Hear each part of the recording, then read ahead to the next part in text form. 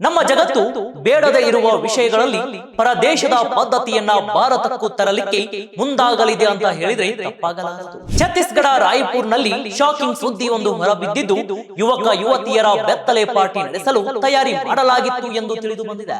ಅಲ್ಲಿ ಆನ್ಲೈನ್ ನಲ್ಲಿ ಪೋಸ್ಟರ್ಗಳು ಹರಿದಾಡುತ್ತಿದ್ದಂತೆ ರಾಜಕೀಯ ವಿವಾದ ಭುಗಿಲೆದಿದ್ದೇಕೆ? ಬಟ್ಟೆ ಬಿಚ್ಚಿ ಕುಣಿಯೋದಕ್ಕೆ 40,000 ಪೋಸ್ಟರ್ಗಳು ಆನ್ಲೈನ್ ನಲ್ಲಿ ಹರಿದಾಡುತ್ತಿದ್ದಂತೆ ರಾಜಕೀಯ ವಿವಾದ ಕೂಡ ಭುಗಿಲೆದ್ದಿತ್ತು. ಯುರೋಪ್ ಮತ್ತು ಅಮೆರಿಕದ ಸ್ಥಳಗಳಲ್ಲಿ ನಗ್ನ ಪಾರ್ಟಿಗಳು ಕಂಡು ಬರುವುದು ಸರ್ವೇ ಸಾಮಾನ್ಯವಾಗಿದೆ. ಆದ್ರೆ ಈ ಪಾರ್ಟಿಗಳು ಭಾರತದಲ್ಲಿ ಸುದ್ದಿಯಾಗಿರುವುದು ಇದೇ ಮೊದಲು. ಅಲ್ಲದೆ ಶಂಕಿತ ಸಂಘಟಕರ ಬಂಧಿಸಲಾದ ಬಂಧಿತರಿಂದ ಬಯಲಾದ ಕೆಲವು ವಿಚಾರಗಳು ಹೇಳ್ತೇವೆ, ಬನ್ನಿ. ನಮಸ್ಕಾರ, ಸ್ಪೀಡ್ ಪ್ಲಸ್ ವಿಶೇಷ ಕಾರ್ಯಕ್ರಮಕ್ಕೆ ಸ್ವಾಗತ. ನಾನು ಹರೀಶ ಜಪ್ಪ. ನಮ್ಮ ಜಗತ್ತು ಬೇಡದೇ ಇರುವ ವಿಷಯಗಳಲ್ಲಿ ಪರದೇಶದ ಪದ್ಧತಿಯನ್ನ ಭಾರತಕ್ಕೂ ತರಲಿಕ್ಕೆ ಮುಂದಾಗಲಿದೆ ಅಂತ ಹೇಳಿದ್ರೆ ತಪ್ಪಾಗಲಾರದು. ಹೌದು, ಛತ್ತೀಸ್ಗಢ ರಾಯಪುರ್ನಲ್ಲಿ ಶಾಕಿಂಗ್ ಸುದ್ದಿ ಒಂದು ಹೊರಬಿದ್ದಿದ್ದು, ಯುವಕ ಯುವತಿಯರ ಬೆತ್ತಲೆ ಪಾರ್ಟಿ ನಡೆಸಲು ತಯಾರಿ ಮಾಡಲಾಗಿತ್ತು ಎಂದು ತಿಳಿದು ಬಂದಿದೆ. ರಾಯಪುರದಲ್ಲಿ ಸೆಪ್ಟೆಂಬರ್ 21ರಂದು ನಿಗದಿಯಾಗಿತ್ತು ಎನ್ನಲಾದ ನಗ್ನ ಪಾರ್ಟಿಯ ಪೋಸ್ಟರ್ಗಳು ಸಾಮಾಜಿಕ ಮಾಧ್ಯಮದಲ್ಲಿ ವೈರಲ್ ಆದ ನಂತರ ಪೊಲೀಸರು ಹಲವಾರು ಶಂಕಿತ ಸಂಘಟಕರನ್ನ ಬಂಧಿಸಿದ್ದಾರೆ. ಬಂಧಿತರನ್ನು ತೀವ್ರವಾಗಿ ವಿಚಾರಣೆ ಕೂಡ ನಡೆಸಲಾಗುತ್ತಿದ್ದು, ಹಾಗೂ ಅಪರಾಧಿಗಳ ವಿರುದ್ಧ ಕ್ರಮ ಕೈಗೊಳ್ಳಲು ಪೊಲೀಸರಿಗೆ ಸಂಪೂರ್ಣ ಸ್ವಾತಂತ್ರ್ಯ ನೀಡಲಾಗಿದೆ ಎಂದು ಛತ್ತೀಸ್ಗಢದ ಮುಖ್ಯಮಂತ್ರಿ ತಿಳಿಸಿದ್ದಾರೆ ಎಂದು ಹೇಳಲಾಗ್ತಾ ಇದೆ. ಅಲ್ಲಿ ಆನ್ಲೈನ್ ನಲ್ಲಿ ಪೋಸ್ಟರ್ಗಳು ಹರಿದಾಡುತ್ತಿದ್ದಂತೆ ರಾಜಕೀಯ ವಿವಾದ ಭುಗಿಲೆದಿದ್ದೇಕೆ? ಬಟ್ಟೆ ಬಿಚ್ಚಿ ಕುಣಿಯೋದಕ್ಕೆ 40,000. ಎಸ್, ಪೊಲೀಸರ ಪ್ರಕಾರ ಪೋಸ್ಟರ್ಗಳು ಸಂಜೆ 4 ಗಂಟೆಯಿಂದ ತಡರಾತ್ರಿಯವರೆಗೆ ಪಾರ್ಟಿಯನ್ನ ಜಾಹೀರಾತು ಮಾಡುತ್ತಿದ್ದವು. ಪ್ರವೇಶ ಶುಲ್ಕ 40,000 ರೂಪಾಯಿಗಳಾಗಿತ್ತು. ಇದರಲ್ಲಿ ರಾತ್ರಿಯ ಕೊಠಡಿ ವಾಸ್ತವ್ಯವೂ ಕೂಡ ಸೇರಿದೆ ಎಂದು ಹೇಳಲಾಗಿದೆ.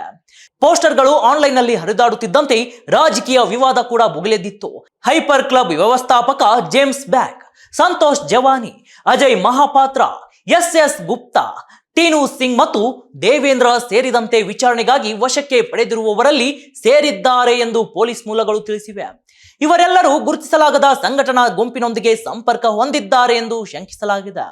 ಹಾಗಾದ್ರೆ ಅಲ್ಲದೆ ಶಂಕಿತ ಸಂಘಟಕರ ಬಂಧಿಸಲಾದ ಬಂಧಿತರಿಂದ ಬಯಲಾದ ಕೆಲವು ವಿಚಾರಗಳು ಹೇಳ್ತೇವೆ, ಬನ್ನಿ. ಇದೀಗ ಭಾರತಕ್ಕೂ ಒಕ್ಕರಿಸಿದ ಬೆತ್ತಲೆ ಪಾರ್ಟಿ. ನಗ್ನ ಪಾರ್ಟಿಯಲ್ಲಿ ಸೀಮಿತ ಜನರಿಗೆ ಮಾತ್ರ ಪ್ರವೇಶ. ವೀಕ್ಷಕರೇ, ಯುರೋಪ್ ಮತ್ತು ಅಮೆರಿಕದ ಸ್ಥಳಗಳಲ್ಲಿ ನಗ್ನ ಪಾರ್ಟಿಗಳು ಕಂಡು ಬರುವುದು ಸರ್ವೇ ಸಾಮಾನ್ಯವಾಗಿದೆ. ಆದ್ರೆ ಈ ಪಾರ್ಟಿಗಳು ಭಾರತದಲ್ಲಿ ಸುದ್ದಿಯಾಗಿರುವುದು ಇದೇ ಮೊದಲು. ಮುಂಬರುವ ಪಾರ್ಟಿ ಖಾಸಗಿಯಾಗಿ ನಡೆಯಲಿದ್ದು, ಸೀಮಿತ ಜನರಿಗೆ ಮಾತ್ರ ಪ್ರವೇಶ ನೀಡಲಾಗುವುದು ಅಂತ ಹೇಳಲಾಗ್ತಾ ಇದೆ.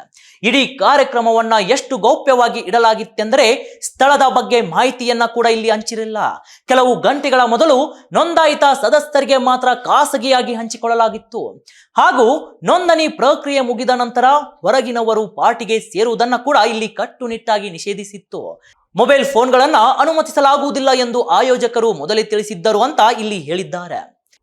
ಹಾಗಿದ್ರೆ ಈ ವಿವಾದ ತೀವ್ರ ರಾಜಕೀಯ ಪ್ರತಿಕ್ರಿಯೆಗಳನ್ನ ಹುಟ್ಟುಹಾಕಿದ್ದು ಛತ್ತೀಸ್ಗಢದ ಕಾಂಗ್ರೆಸ್ ಮುಖ್ಯಸ್ಥ ದೀಪಕ್ ಬೈಸ್ ಆಡಳಿತಾರೂಢ ಬಿಜೆಪಿ ಸಮಾಜ ವಿರೋಧಿ ಅಂಶಗಳಿಗೆ ರಕ್ಷಣೆ ನೀಡುತ್ತಿದೆ ಎಂದು ಆರೋಪಿಸಿದ್ರು.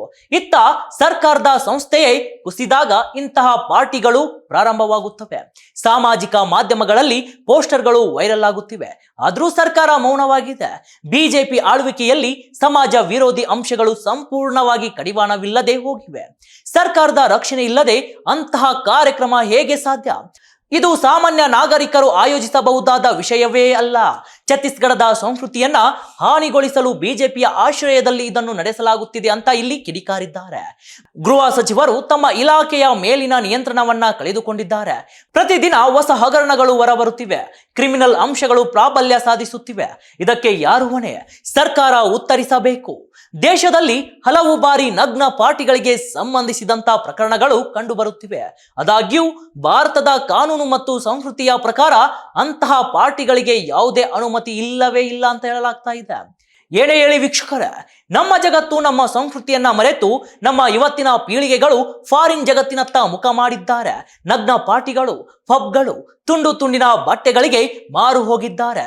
ಇದು ಯಾವ ರೀತಿ ಹೋಗ್ತಾ ಇದೆ ಅಂತಂದ್ರೆ, ಪರದೇಶಿಗಳ ಅವಲಂಬನೆಯಿಂದಾಗಿ ಮಾಡಬಾರದನ್ನ ಮಾಡಿ ದೇಶದ ಹೆಸರನ್ನ ಹಾಳು ಮಾಡುವುದಲ್ಲದೆ ತಮ್ಮ ಜೀವನವನ್ನ ಕೂಡ ಹಾಳು ಮಾಡಿಕೊಳ್ಳುವ ಲೆವೆಲ್ಗೆ ಹೋಗ್ತಾ ಇದೆ ಅಂತ ಹೇಳಿದ್ರೆ ತಪ್ಪಾಗಲಾರದು.